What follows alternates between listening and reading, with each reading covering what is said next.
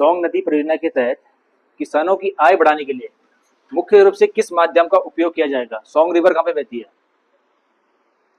Song river कहाँ पे बहती है? बागेश्वर। कहाँ बहती है सोंग रिवर? आपने उत्तराखंड का पढ़ा था अभी तक, जो लगातार पढ़ रहा है नदी और सारी चीजें तुमने पढ़ी होगी। सोंग रिवर कहाँ बहती है? वो सरयू है।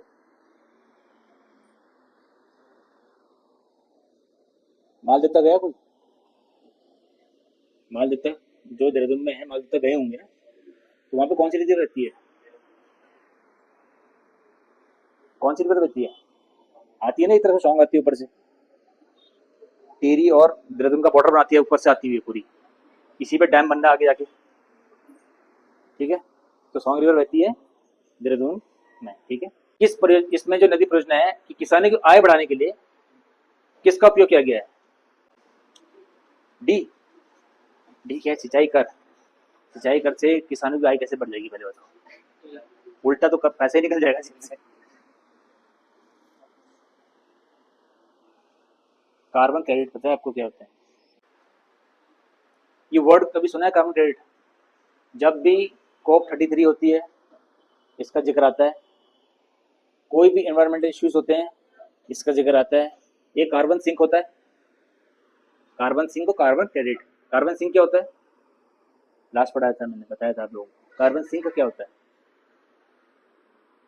जो भी चीज जितना कार्बन डाइऑक्साइड छोड़ती है और उससे ज्यादा कार्बन डाइऑक्साइड ग्रहण करती है उसे क्या बोलते हैं? Carbon sink. कार्बन क्रेडिट क्या है? उल्टा क्या? क्रेडिट का मतलब क्या होता है? क्रेडिट का मतलब क्या होता है? लोन टाइप का होता है। इसका नियम यह है कि जब भी, हर कंट्री के लिए बंधा हुआ है, ठीक है, कि भाई आपको इतना ही कार्बन उत्सर्जन करना है। आप इससे मान लो इंडिया है, इसके लिए दिया है कि आप 10% से ऊपर नहीं जाएंगे। आप 10% से ऊपर निकल गए कार्बन को छोड़ने में, ठीक है, कार्बन डाइऑक्साइड छोड़ने में। अब क्या है, बगल का कंट्री है कोई, मान लो नेपाल है, मान लो, ठीक है, नेपाल का भी क्रेडिट वही है कि उसके बाद 10% दे रखा था, लेकिन उसने कितना यूज किया अपना? बस सिर्फ उसने यूज किया अपना 6%। बचा कितना उसके पास? 4%। 4% बचा है ना उसका भी साल का। अब इंडिया ने बोला क्या उसे कि भाई तू अपना 4% मुझे दे दे, अपना 4% तू मुझे दे दे क्रेडिट, मैं बदले में तुझे क्या दूंगा? पैसे। बदले मैं तुझे पैसे दूंगा। अब उससे क्या होगा कि इंडिया का जो कार्बन क्रेडिट दिखाना ऊपर था, वो ये दिखा देगा ना भाई हमने तो उतना ही किया है, हमने पैसा लेन देन कर दिया ना, हमने क्रेडिट खरीद लिया उससे उतने 4% का, उससे उसको उस तरह से पैसे दे दिया है। तो वही होता है कार्बन क्रेडिट। ये वर्ल्ड लेवल पर होता है हर जगह। जितनी छोटी कंट्री में अगर कार्बन नहीं हो रहा है उत्सर्जन उतना, तो बड़ी कंट्री, जितनी भी डेवलपिंग कंट्रीज हैं या डेवलप्ड कंट्रीज हैं, वो क्या करती है? उनसे खरीदती है क्रेडिट को और उनको फिर उसके बदले पैसे देती है। अब इसमें कैसे होगा कि जो सोंग नदी है उसके किनारे क्या लेंगे? पौधारोपण होगा। कंडीशन ये है, जितना भी कार्बन होगा उससे क्या होगी? किसानों की आय। पौधारोपण जितना होगा, फॉरेस्ट जितना बनेगा, कार्बन क्या करेंगे? वो रोकेंगे ना उतना। तो जितना वो होगा उससे क्या होगा? किसानों को वो पैसा जाएगा, फिर जहाँ उस क्रेडिट को बेचेंगे तो उसको क्या होगा? किसानों को पैसा जाएगा सब्सिडी टाइप में। ठीक है, इसको कौन कर रहा है? सारा। सारा का नाम सुना आपने? Spring and river reservation authority, जो कहाँ पे काम कर रही है? उत्तराखंड में। इसका बहुत सारा काम है। जितने भी नदी हैं, जितने भी धाराएं हैं, उनको संरक्षित करने का काम किसका है? सारा का। और ये किससे मिलकर कर रही है? नैपकिन संस्था के साथ मिलकर इन्होंने ये MOU साइन किया हुआ है। ठीक है, ये लिखा ना, सारा प्रदेश में संकटग्रस्त जल स्रोतों और नदियों को पुनर्जीवन का काम कर रहा है। सारा, अगर आप गवर्नमेंट की साइट खोलोगे सारा, उसके बारे में सब पता लग जाएगा। सारा है क्या, कब स्टैब्लिश किया, अब मुख्य क्या है, इसके लक्ष्य हैं, उद्देश्य क्या क्या है सारा के।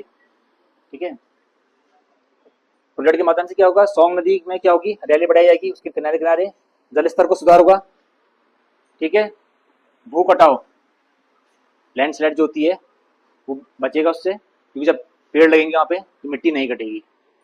ठीक है, अब ये है ना, भविष्य में इन पौधों पर कार्बन अवशोषित और कार्बन क्रेडिट भी मिलेगा। जो भी मैंने आपको बताया कार्बन क्रेडिट मिलेगा वो इन्हीं से मिलेगा। और जो पैसा आएगा किसके पास जाएगा? किसानों के पास। किसानों के पास जाएगा। ठीक है, ये पहला प्रयास है उत्तराखंड में, जो पहला नदी है जिसपे ये प्रयास किया जा रहा है। फर्स्ट नदी कौन सी है? वो कौन सी है? सोंग। दूसरी कौन सी बनेगी? नयार नदी। नया नदी कहाँ से निकलती है? दुआतोली से 2 नदियां निकलती हैं ना, पूर्वी और पश्चिमी। ठीक है, दुआतोली से और कौन सी नदियां निकलती हैं, कौन कौन सी? आटाघाट भी निकलती है। ठीक है, ये पांचों कहाँ से निकलती हैं, दुआतोली से निकलती हैं। ठीक है, दुआतोली किसके बीच में है, कौन कौन से डिस्ट्रिक्ट हैं, पौड़ी, चमोली और अल्मोड़ा के बीच में है। ठीक है, तो पहली नदी बनती है सोंग, दूसरी नदी कौन सी बनेगी आप?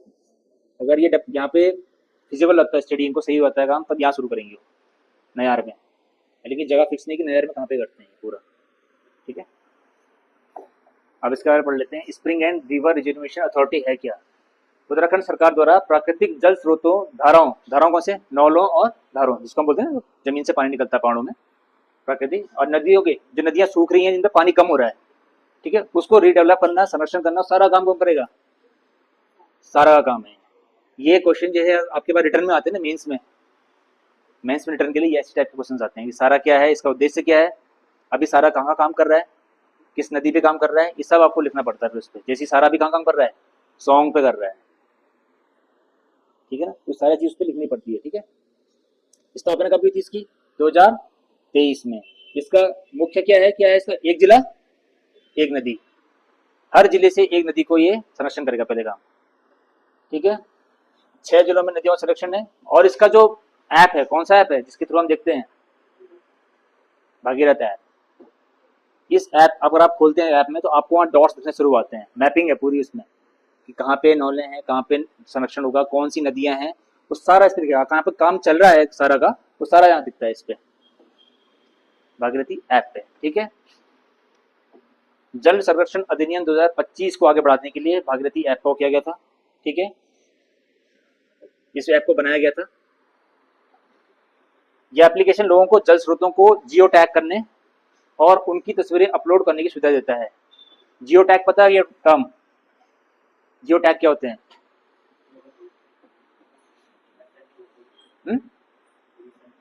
हाँ, जीपीएस पोजीशन है, उसकी लैटिट्यूड लॉन्गिट्यूड कहाँ पे है, जियो टैगिंग होती है। ठीक है, कि कहाँ पे पर्टिकुलर, मतलब मैं कहीं पे गया, ठीक है, वहां पे कोई धारा थी वो सूख रही है, लेकिन अभी गवर्नमेंट को नहीं पता है मान लो, तो ठीक है, मैं गया वहां पे, घूम रहा हूँ कहीं पे, मैं देखा, फिर मैंने कहा यार इसको बचाना चाहिए, यहाँ पे जंगल है, यहाँ पे पानी है, यहाँ पे मैं उसको जियो टैगिंग करूंगा और इस ऐप पे भेज दूंगा। मान लो गवर्नमेंट को नहीं पता है, क्योंकि उनको पता लग जाएगा यहाँ पे भी एक धारा है, इसको ही बचाना है फिर अब। तो ये है जियो टैगिंग का काम, वो सब किसके थ्रू होगा, भागीरथ ऐप के थ्रू होगा। ठीक है, सारा काम इसी दिखेगी, सारा ही दिखेगी।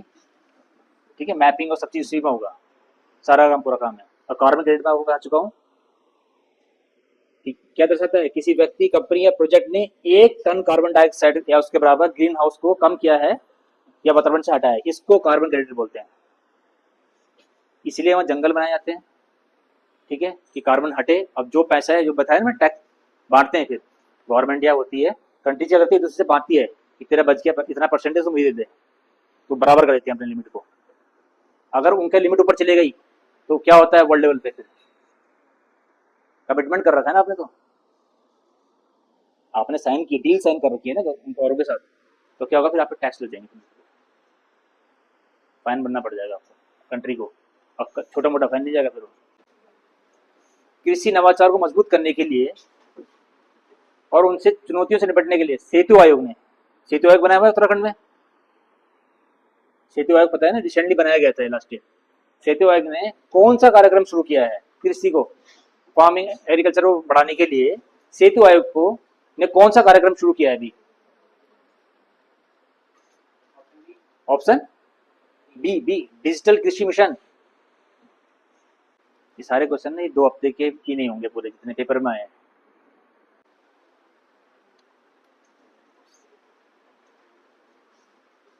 एग्रो स्टार्टअप कार्यक्रम को शुरू किया है सेतु आयोग ने कृषि के लिए, कृषि नवाचार को मजबूत करने के लिए। ठीक है, क्या है ये, एग्रो स्टार्टअप कार्यक्रम। ठीक है, इस कार्यक्रम के माध्यम से कृषि आधारित ग्रामीण उद्यमों को बढ़ावा देने के लिए एक स्टार्टअप शुरू करेगी, उसका नाम क्या है, एग्रो स्टार्टअप कार्यक्रम। सेतु आयोग ने कृषि विभाग किससे मिलकर किया है, कृषि विभाग, जीबी पंत यूनिवर्सिटी जो है कहाँ पड़ती है, पंतनगर में। भारत की पहली क्या है ये, एग्रीकल्चर यूनिवर्सिटी है पंतनगर में। ठीक है, गेट्स फाउंडेशन, जो बिल गेट्स फाउंडेशन वाला है, ठीक है, उनके साथ और सोशल अल्फा के साथ मिलकर क्या किया इन्होंने, एग्रो स्टार्टअप कार्यक्रम तैयार किया है। किसने किया है, सेतु आयोग ने। ठीक है, उद्देश्य क्या है, राज्य आधारित एग्रो स्टार्टअप को बढ़ावा देना, नई तकनीक नवाचार के जरिए कृषि से जुड़ी स्थानीय समस्या को समाधान भी करना है। ऐसे नहीं कि स्टार्टअप है अगर कोई दिक्कत आ रही है इस पे एग्रीकल्चर से लेके, तो उसका समाधान भी यही करेंगे। किसानों की आय बढ़ेगी इससे और टिकाऊ कृषि विकास को मदद मिलेगा। मतलब एक तो उनकी जो है अर्निंग बढ़ानी है, और टिकाऊ कृषि विकास क्या होता है, तो मतलब उनको नई टेक्नोलॉजी बता देनी है, टेक्नोलॉजी बतानी है ना, नई टेक्नोलॉजी क्या है, कौन से आप बीज यूज करो, जैसे मिट्टी है तो मिट्टी को देख के ही बताओ यहाँ पे क्या उगाना है, हर चीज नहीं उगा सकते हर मिट्टी पे आप, तो सारी चीजें ये बताएंगे आपको। तो आपको सेतु आयोग भी पता नहीं सेतु आयोग होता क्या है, ये गवर्नमेंट का अपना वो है, इनिशिएटिव है, उत्तराखंड गवर्नमेंट का। ये सेतु के बारे में पढ़ना क्या है पूरा वो। वन विभाग में मुआवजा वितरण की प्रक्रिया को सुगम बनाने के लिए, तेज और सुगम बनाने के लिए किस मोबाइल एप्लीकेशन को विकसित किया गया है, फॉरेस्ट डिपार्टमेंट ने किस मोबाइल एप्लीकेशन को बनाया है जो मुआवजा वितरण होता है, पैसे दिए जाते हैं जो, उसको तेज और पारदर्शी बनाने के लिए।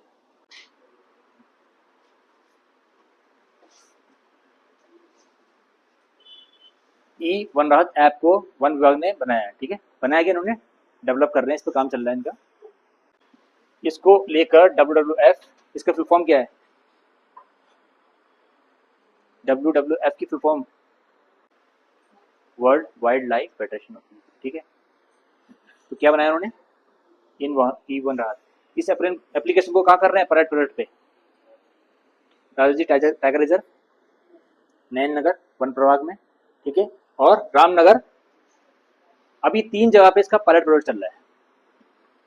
ठीक है, उसके बाद पूरा क्या होगा, फिर ये पूरे स्टेट में लागू हो जाएगा।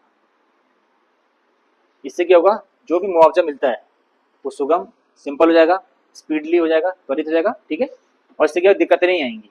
पहले क्या होता था कि अगर कोई मुआवजा चाहिए तो पूरी फॉर्म फिलिंग, फाइल चली, प्रक्रिया चलती थी पूरी, फिर भागते रहो इधर से उधर। अब क्या है, इस एप्लीकेशन के थ्रू वो सारा काम हो जाएगा। और टारगेट कहाँ पे है अभी, राजाजी टाइगर रिजर्व, नयन नगर वन प्रभाग और रामनगर वन प्रभाग में अभी इसका टायर प्रोजेक्ट चल रहा है। ठीक है, उत्तराखंड में अपराधियों के खिलाफ चलाया जाने वाला अभियान क्या है।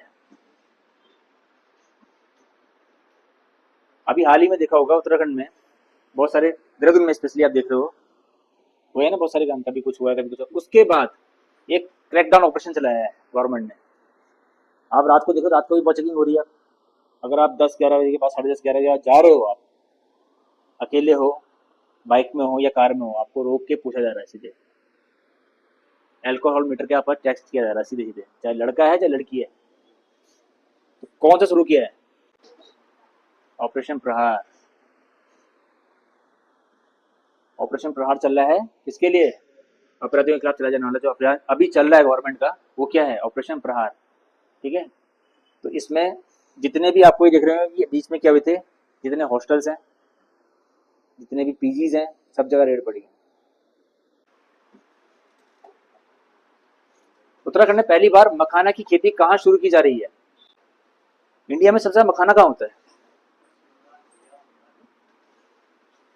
इंडिया में सबसे ज्यादा मखाना कहाँ होता है, बिहार में ही होता है। सबसे ज्यादा मखाने की खेती बिहार में की जाती है इंडिया में। अब उत्तराखंड गवर्नमेंट में, उत्तराखंड में भी मखाने की खेती शुरू करने वाले हैं। तो किस जगह पे शुरू होगा पहले आप, कृषि मंत्री कौन है उत्तराखंड के, वो तो मैं तो यहाँ बोला स्टेट के, गणेश जोशी जी का नाम सुना आपने, सैनिक कल्याण मंत्रालय उनके पास है, कृषि मंत्री भी वही है उत्तराखंड के। ठीक है, जो मसूरी से क्या है इस समय MLA है। तो कौन कहाँ हो रहा है, लक्सर में। लक्सर कहाँ पड़ता है, लक्सर किस जिले में पड़ता है, लक्सर रुड़की जिला पूछा मैं, हरिद्वार, हाँ रुड़की के पास पड़ता है लक्सर की जंक्शन है ना लक्सर में। जब यहाँ से जाते हो ना दिल्ली के लिए ट्रेन से, तो लक्सर जंक्शन बीच में पड़ता है हरिद्वार के बाद, वो पड़ेगा ही पड़ेगा रास्ते। तो कहाँ है वो, हरिद्वार में पड़ता है। और लक्सर में ही, ठीक है, एक बिहार की जो कंपनी है उसके साथ इनका टाइप है, तो ये मखाने की खेती पहले यहाँ कराएगी। कहाँ कराएगी, लक्सर में कराएगी। शैलेश मटियानी राज्य शैक्षिक पुरस्कार के लिए इस साल कितने शिक्षकों को चयन किया गया है? कितने टीचरों को चयन हुआ है इसमें, बताओ।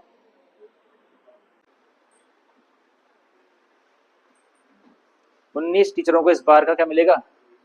शैलेश मटियानी राज्य शैक्षिक पुरस्कार। ठीक है, शैलेश मटियानी थे कौन? राइटर थे। उनकी कोई फेमस बुक का नाम बताओ।